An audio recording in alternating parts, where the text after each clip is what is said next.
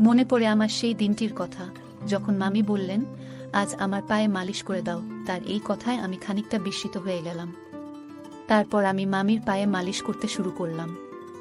হঠাৎ মামি আমার হাত ধরে আমাকে নিজের দিকে টেনে নিলেন। আমি কিছু বুঝে ওঠার আগেই, বন্ধুরা, গল্প শুরু করার আগে একটু মামির সম্পর্কে জানাই।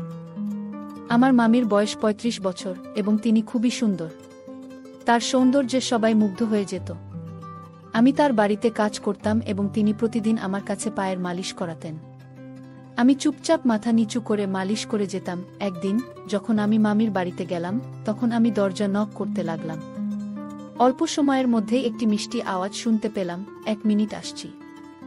দরজা খোলার পরে যখন আমি মামিকে দেখলাম, মনে হলো যেন স্বর্গ থেকে কেউ নেমে এসেছে।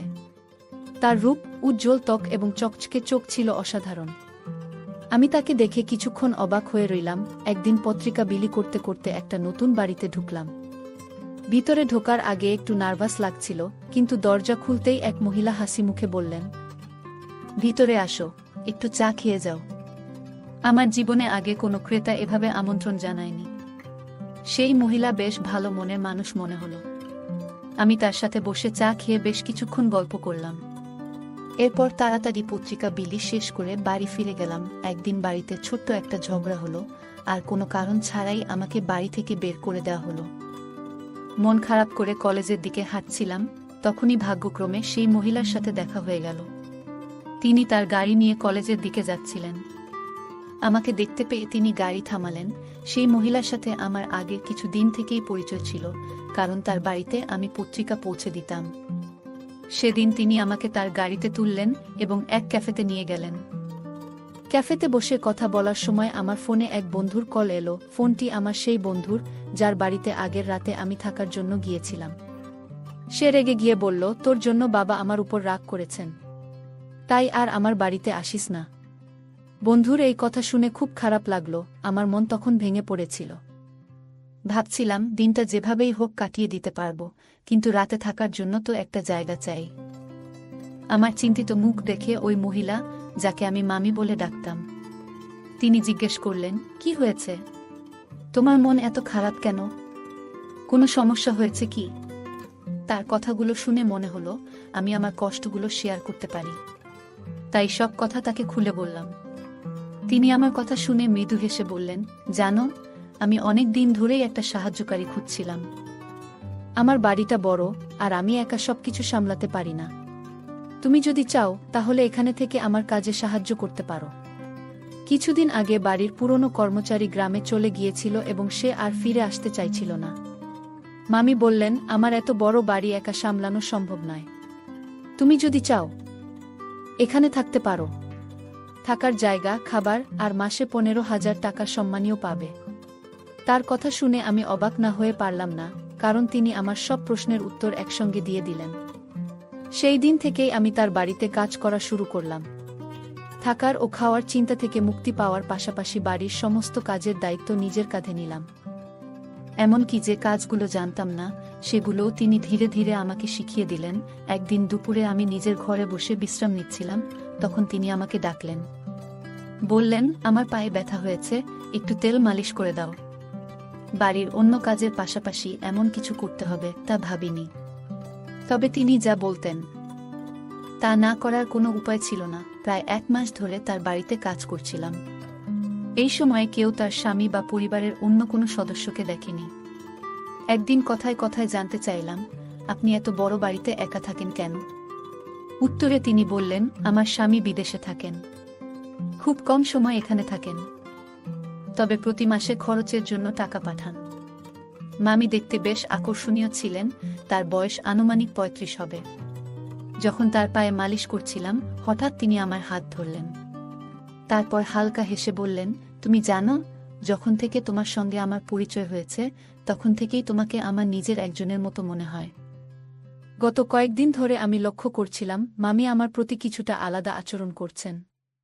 একদিন তিনি হালকা হাসি দিয়ে বললেন, তোমার সাথে সময় কাটাতে আমার খুব ভালো লাগে। মনে হয় তুমি আমার পরিবারের কেউ। আমি কিছু বললাম না, শুধু চুপচাপ মাথা নেড়ে সম্মতি জানালাম। সেদিন রাতে তার সঙ্গে ডিনার শেষ করে নিজের ঘরে চলে এলাম। গভীর রাতে আচমকা দরজা খোলার শব্দে ঘুম ভেঙে গেল। ভাবলাম হয়তো কোনো চোর ঢুকেছে। বাইরে গিয়ে দেখি একজন অদ্ভুত পোশাক পরা লোক দাঁড়িয়ে আছে, আর মামি তার সাথে কথা বলছেন। লোকটি চলে গেলে আমি জিজ্ঞেস করলাম, কে ছিলেন উনি? মামি হাসি দিয়ে বললেন, ও আমার দূরের এক আত্মীয়, মাঝে মাঝেই আসে টাকা চাইতে। আজও তাই এসেছিল। কথাটা শুনে কিছু না বলে আমি ঘরে চলে যাচ্ছিলাম। তখনই তিনি বললেন, তুমি তো জেগেই আছো, তাই একটা কাজ করে দাও, আমার পায়ে একটু তেল মালিশ করে দাও। কারণ আমার পা আজ কেন জানি না অনেক ব্যথা করছে, তাই আমার ঘুম আছে না।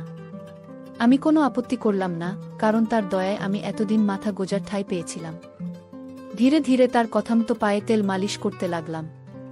তবে কাজের সময় তিনি কিছুটা অস্বস্তিকর আচরণ করতে শুরু করলেন। আমি নিজের আবেগ নিয়ন্ত্রণ করলাম, কারণ চাকরি হারানোর ভয় ছিল। সেই রাতটি আমার জন্য খুব কঠিন ছিল। পরের দিনও তিনি কাজে সাহায্য করতে বলা আমি কলেজে যেতে পারলাম না। একদিন দুপুরে আমি নিজের ঘরে বসে বিভিন্ন বিষয় ভাবছিলাম।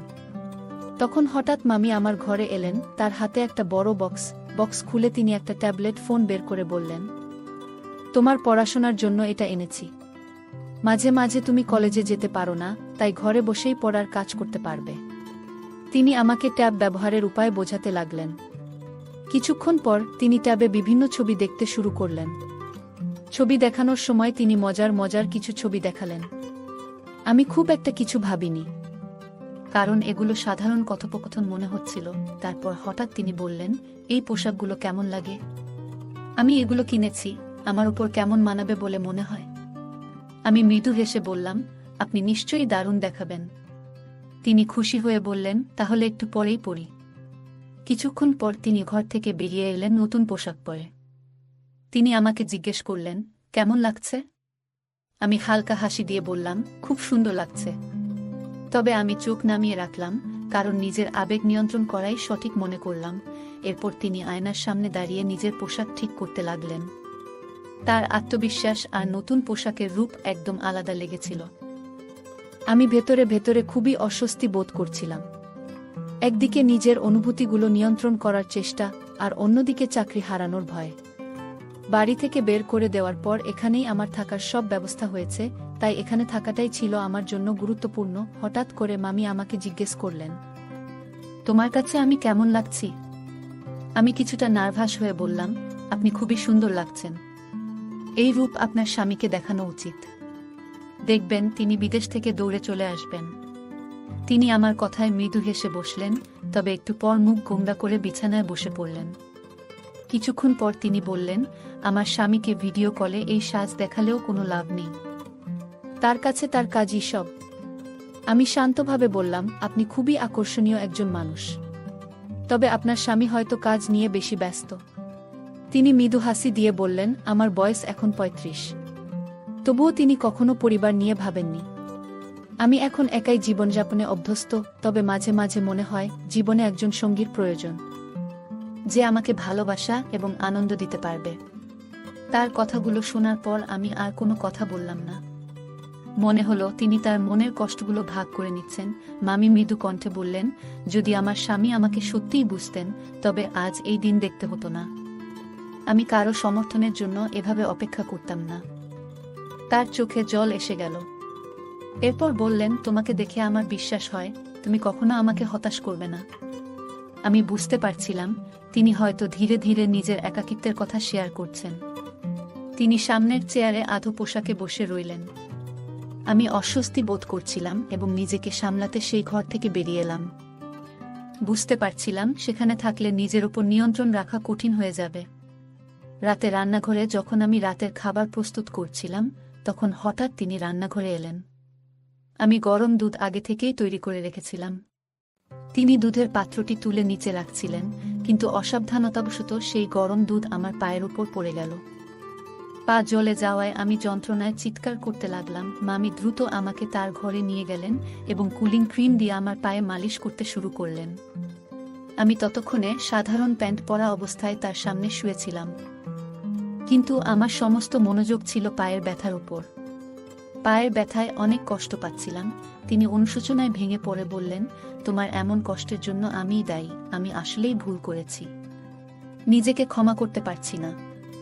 তার কথাগুলো শুনে আমি তাকে শান্ত করার চেষ্টা করলাম, কারণ তার চোখে অনুশোচনা স্পষ্ট ছিল। মামি হঠাৎ নিজেকে দোষারোপ করতে লাগলেন এবং নিজের হাত দিয়ে নিজের গালে চড় মারতে শুরু করলেন। এই দৃশ্য দেখে আমি হতবাক হয়ে গেলাম। তখন আমি তার হাত ধরে থামালাম এবং বললাম, আপনার কোনো দোষ নেই। যা হওয়ার ছিল তা হয়ে গেছে। আমরা অতীত বদলাতে পারব না। এখন নিজেকে দোষ দেওয়া বন্ধ করেন। তার চোখ দিয়ে জল গড়িয়ে পড়ছিল। আমি এগিয়ে গিয়ে তার চোখের জল মুছে দিলাম। কিন্তু হঠাৎ তিনি আমার আহত পায়ে হাত রাখলেন আর আমার মুখ দিয়ে যন্ত্রণার শব্দ বেরিয়ে গেল। তিনি সঙ্গে সঙ্গে সরে গেলেন। আমি একজন ২০ বছরের তরুণ আর তিনি ৩৫ বছরের একজন পরিপক্ব নারী। এমন পরিস্থিতি আমি কল্পনাও করিনি। রাতে তিনি আমার জন্য দুধ নিয়ে এলেন এবং আবারও আমার পায়ে ক্রিম লাগালেন। আমার পা খুবই ব্যথা করছিল। দুধ খাওয়ার কিছুক্ষণ পর আমি ঘুমিয়ে পড়লাম, কিন্তু তিনি আমার পায়ের কাছে বসে অনেকক্ষণ ধরে আমার যত্ন নিচ্ছিলেন। পরবর্তী কয়েকদিনে তার যত্নের জন্যই আমার পা দ্রুত সেরে উঠল। যখন আমি পুরোপুরি সুস্থ হলাম, তখন তিনি আমাকে আরও ভালো করে দেখভাল করতে শুরু করলেন। প্রতি রাতেই দুধ খাওয়ার ব্যবস্থা করতেন এবং সবসময় আমার ভালো থাকার জন্য চিন্তিত থাকতেন। একদিন সন্ধ্যায় তিনি আমাকে তার ঘরে ডাকলেন। আমি ঘরে ঢুকে দেখলাম তিনি শুধু একটি তোয়ালে জড়িয়ে আছেন। এই দৃশ্য দেখে আমি খানিকটা অস্বস্তিতে পড়ে গেলাম, কারণ আমি তাকে অনেক সম্মান করতাম। তিনি আমার আশ্রয়দাতা। তিনি তার বিছানার ওপর রাখা শাড়িগুলোর দিকে ইঙ্গিত করে বললেন, আজ আমি তোমার পছন্দের একটি শাড়ি পরব। একটু বাইরে যেতে চাই, তাই তুমি যেটা বলবে সেটাই পরব। আমি শাড়িগুলোর মধ্যে থেকে একটি বেছে দিয়ে বললাম, এটি আপনার জন্য একদম মানানসই হবে। আজ মামির আচরণ খুবই আলাদা ছিল। মনে হচ্ছিল তিনি হয়তো প্রথমবার সাদা সালোয়ার কামিজ পরেছেন। সারা দিন আমাকে সাহায্যের জন্য ডেকে চলেছেন। আমি তার সাজগোজে সাহায্য করছিলাম আর তাকে আরও সুন্দর লাগানোর জন্য তিনি আমার পরামর্শ নিচ্ছিলেন। যখন তিনি সেজে উঠলেন, তখন আমাকে জিজ্ঞাসা করলেন, কেমন লাগছে আমাকে? আমি বললাম, আপনাকে সবসময় সুন্দর লাগে, আজও অসাধারণ দেখাচ্ছে। এই কথা শুনে তিনি আনন্দে আমাকে জড়িয়ে ধরলেন। তারপর তিনি তার ফোন বের করে আমাদের দুজনের কয়েকটি ছবি তুলে নিলেন। আমি কিছুটা অবাক হয়ে ভাবছিলাম, মামি হঠাৎ এইসব কেন করছেন? তখন আমি তাকে বললাম, মামি, আমি মাত্র ২০ বছর বয়সী। আপনি আমার সঙ্গে যা করছেন তা নিয়ে একটু ভাবা উচিত। এই কথা শুনে মামি কিছুটা রেগে গেলেন এবং বললেন, তুমি এত কথা কেন বলছো? আজকের দিনটি আমার জন্য খুবই গুরুত্বপূর্ণ, কারণ আজ আমার জন্মদিন। আমি চেয়েছি এই দিনটি তোমার সঙ্গে উদযাপন করব। এখন আর কোনো প্রশ্ন করবে না। এরপর তিনি আমাকে তার ঘরে নিয়ে গেলেন। ঘরে গিয়ে তিনি মিউজিক চালালেন এবং আমাকে তার সঙ্গে নাচতে বললেন। নাচের সময় হঠাৎ আমার পা ফসকে গেল এবং আমি মেঝেতে পড়ে গেলাম। আমার হাতেও ব্যথা পেলাম। তিনি আমাকে তৎক্ষণাৎ বিছানায় শুইয়ে দিয়ে আমার হাতে মালিশ শুরু করলেন। কিন্তু মালিশ করতে করতে তার আচরণ কিছুটা অদ্ভুত হতে লাগল। আমি পরিস্থিতি বুঝে নীরব থাকলাম এবং তার সাহায্য নিতে থাকলাম। কিছুক্ষণ পর আমি চোখ বন্ধ করলাম, কিন্তু ঘুম আসছিল না। তখন হঠাৎ দেখি মামি একটি গ্লাসে দুধ নিয়ে ঘরে ঢুকলেন। তিনি গ্লাসটি নিজের হাতে ধরে আমাকে খাওয়ালেন। রাতে মামি আমার পায়ের ব্যান্ডেজ খুলে দেখলেন। তিনি জানতে চেয়েছিলেন যে আমার পায়ের জখম কতটা ভালো হয়েছে। পায়ে হাত বুলিয়ে বললেন, এখন তোমার পা আগের চেয়ে ভালো আছে, তবে পুরোপুরি সেরে উঠতে আরও কিছুটা সময় লাগবে। তিনি স্নেহ ভরে আমার হাত এবং পায়ে হাত বুলাচ্ছিলেন। তার এই আচরণে আমি কিছুটা অপ্রস্তুত বোধ করছিলাম। পরের দিন সকালে যখন ঘুম থেকে উঠলাম, তখন নিজেকে মামির ঘরের বিছানায় দেখতে পেলাম। আমি স্নান করার জন্য বাথরুমে গেলাম এবং আয়নায় নিজের গলা ও মুখে কিছু অদ্ভুত দাগ দেখতে পেলাম। আমি ভাবতে লাগলাম, এটি কিভাবে হলো? হয়তো আমার অসাবধানতার জন্য এমন হয়েছে। এরপর থেকে মামি প্রায়ই আমাকে তার ঘরে ডেকে নিয়ে যেতেন। তিনি আমাকে নানান বিষয়ে পরামর্শ দিতেন, কখনো গল্প করতেন, আবার কখনো মজার হিন্দি মুভি দেখাতেন। মাঝে মাঝে রাতে আমার জন্য গরম দুধ নিয়ে আসতেন এবং স্নেহ ভরে খাওয়াতেন। তিনি আমার পরিবারের লোকেদের মতো আমার অনেক যত্ন নিতেন। আর এখন তো আমার সেই পরিবারও আমার খোঁজ নেয় না। তাই এখন মামি আমার কাছেই সব। আমি গত ২ মাস ধরে বাড়ি থেকে দূরে আছি। আমার পরিবার আমাকে খোঁজেনি, এটা ভেবে মন খারাপ হচ্ছিল। তবে মামি আমাকে যত্ন করেছেন, যা আমার মনে শান্তি দিয়েছে। একদিন মামি আমাকে তার পুরনো ফটো অ্যালবাম দেখালেন। সেই ফটোতে তার জীবনের অনেক স্মৃতি ছিল। তিনি বললেন, জীবনের সব সময় দুঃখ থাকলেও এগিয়ে যেতে হয়। তার এই কথাগুলো আমাকে অনুপ্রাণিত করল। সেই দিন থেকে আমি নিজেকে নতুনভাবে গুছিয়ে নেওয়ার সিদ্ধান্ত নিলাম। মামি আমার পাশে ছিলেন এবং তার স্নেহ ও যত্ন আমাকে নতুন পথ খুঁজে পেতে সাহায্য করল। রাত গভীর হয়ে গিয়েছিল। আমি আমার হাতের ব্যথা নিয়ে প্রতিদিনের মতো পাশের ঘরে গেলাম। ঘরে ঢুকেই চোখ পড়ল একটি ছোট, আকর্ষণীয় পোশাকের উপর। আমি বললাম, তুমি যদি এই পোশাকটি পরো তাহলে খুব সুন্দর লাগবে। সে আমার কথা শুনে হালকা হাসল, আর কয়েক মুহূর্ত পরে সেই পোশাকটি পরে আমার সামনে এলো। তাকে দেখে একেবারে মোহিত হয়ে গেলাম। এরপর সে প্রতিদিনের মতো দুধের গ্লাস নিয়ে আমার সামনে এলো। আমি গ্লাসটি হাতে নিয়ে পান করলাম। কারণ আমি অসুস্থতার কারণে দিন দিন দুর্বল হয়ে যাচ্ছিলাম, তাই মামি আমার বিশেষ দেখভাল করছিল। আমার শরীর ক্লান্ত থাকায় কিছুক্ষণ পর ঘুম এসে গেল। হঠাৎ ঘুম ভেঙে অনুভব করলাম কেউ যেন আমার খুব কাছে। চোখ মেলতেই দেখি আমি তার পাশে শুয়ে আছি। আমি চুপচাপ ছিলাম, কারণ সেই মুহূর্তে কিছু বলার মতো অবস্থায় ছিলাম না। চারপাশে এক অদ্ভুত নীরবতা। কিছুক্ষণ পরে আবার ঘুমিয়ে পড়লাম। ভোরবেলা ঘুম ভাঙতেই বুঝতে পারলাম আমার হাত আর পা ঠিক নেই। আমার হাত প্লাস্টারে বাঁধা, একটি চোখে ব্যান্ডেজ, আর পা ঠিক মতো নড়ছে না। নিজেকে হুইল চেয়ারে আবিষ্কার করলাম। হঠাৎ লক্ষ্য করলাম একজন মহিলা আমাকে রাস্তায় নিয়ে ঘুরছে। সে পথচারীদের কাছে সাহায্য চাইতে শুরু করল। মহিলাটি বলে উঠল, আমার স্বামী অন্ধ এবং পঙ্গু, দয়া করে কিছু সাহায্য করুন। ঠিক তখনই আমার ভাই সেখানে উপস্থিত হল। তার চোখে আমাকে দেখে স্পষ্ট অবাক হওয়া ফুটে উঠল। ভাইটি মহিলাটির কথাগুলো শোনার পর রাগান্বিত হয়ে তার দিকে এগিয়ে গেল। সে কিভাবে এই অবস্থায় আমাকে নিয়ে এসেছে তা জানতে চাইতে শুরু করল। একদিন সকালে আমি হঠাৎ ঘুম থেকে উঠে বুঝতে পারলাম কিছু একটা অস্বাভাবিক। রাতের ঘটনাগুলো ধীরে ধীরে স্মৃতিতে ফিরছিল। আমি আমার বড় ভাইকে সবকিছু জানালাম এবং তাকে নিয়ে পাশের বাড়ির মামির কাছে গেলাম। বাড়ির কলিং বেল বাজাতেই মামি দরজা খুললেন। তার মুখে অস্বস্তি স্পষ্ট। তিনি বললেন, তুমি এত সকালে এখানে কেন? আমি শান্তভাবে বললাম, আপনি আমাকে যে দুধটি প্রতিদিন দিতেন তাতে কিছু একটা ছিল।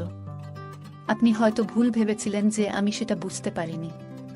তবে আমি সবকিছু জানি। মামির চেহারায় আতঙ্ক ফুটে উঠল। আমি বললাম, আপনি যে প্রতিদিন দুধে অদ্ভুত ওষুধ মিশিয়ে আমাকে খাওয়াচ্ছিলেন সেটা আমি আগেই বুঝে গিয়েছিলাম।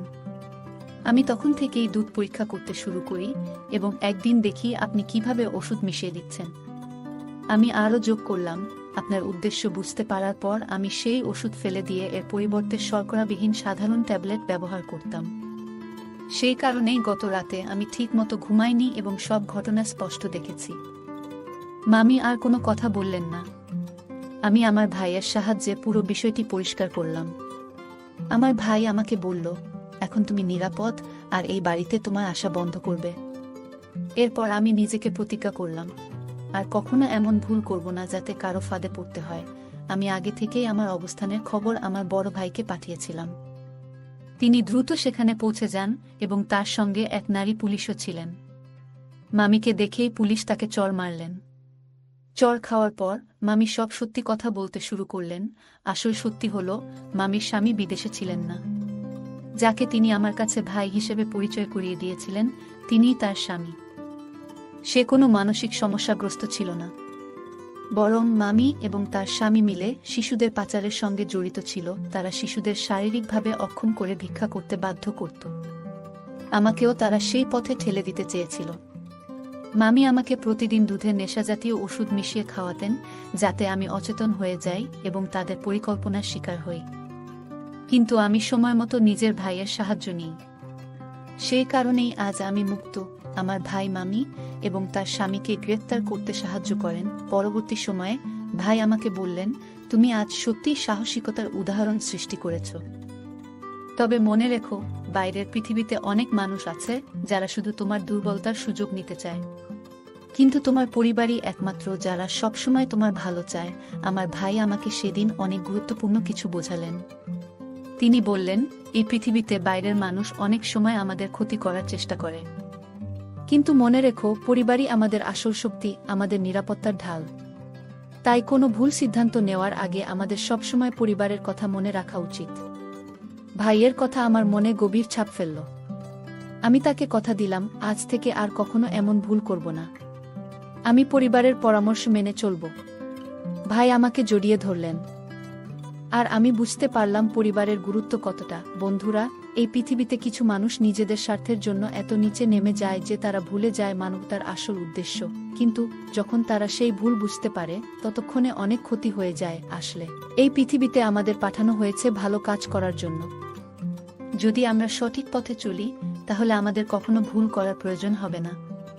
সবাই যদি একে অপরের সাহায্যে এগিয়ে আসে, তাহলে পৃথিবীটা আরও সুন্দর হয়ে উঠবে। এই গল্প আমাদের জানায়, কিছু মানুষ লোভের জন্য এত নিচে নেমে যায় যে তারা অন্যদের জীবন ধ্বংস করতেও পিছপা হয় না।